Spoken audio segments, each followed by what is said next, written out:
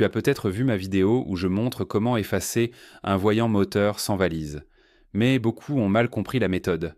Alors aujourd'hui, je te réexplique tout clairement, étape par étape. Cette procédure fonctionne sur tous les véhicules, de toutes les marques, anciens ou récents.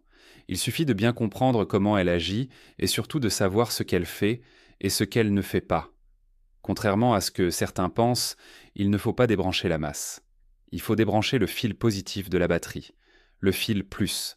Tu le retires complètement de la borne de la batterie, puis tu fais toucher ce fil positif à une rallonge métallique, comme une grande rallonge de câble bien conducteur, et cette rallonge tu la rejoins à la borne négative de la batterie. Le pôle moins. Ce contact permet à l'électricité résiduelle qui reste dans les composants électroniques de retourner dans la batterie par le pôle négatif. C'est pourquoi c'est important, parce que dans un véhicule moderne, il y a des condensateurs internes un peu partout, dans les calculateurs, les boîtiers, les modules électroniques. Et tant qu'il reste de l'énergie dans ces composants, les défauts restent en mémoire. En reconnectant le fil positif à la borne négative via une rallonge, tu vides totalement ces condensateurs, et tu réinitialises la mémoire des défauts.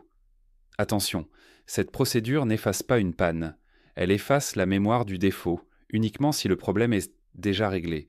Par exemple, tu as un voyant moteur à cause d'une bobine ou d'un capteur défectueux. Tu remplaces la pièce, mais le voyant reste allumé. Tu fais cette procédure et là, le voyant disparaît.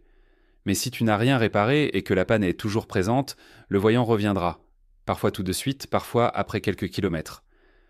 Donc cette méthode est très utile pour effacer les voyants sans valise, réinitialiser les boîtiers électroniques, éviter un passage au garage si la panne est corrigée.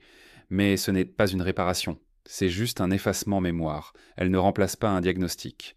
Dernier conseil, travaille clé retirée. Attends toujours quelques minutes avant de reconnecter le fil positif. Et fais attention à ne pas créer de court-circuit. Si tu veux voir la démonstration en images, va voir ma vidéo précédente. Et si ce genre d'astuce t'aide à mieux comprendre ta voiture, alors pense à cliquer sur le pouce bleu, à t'abonner et à activer la cloche pour ne rien rater.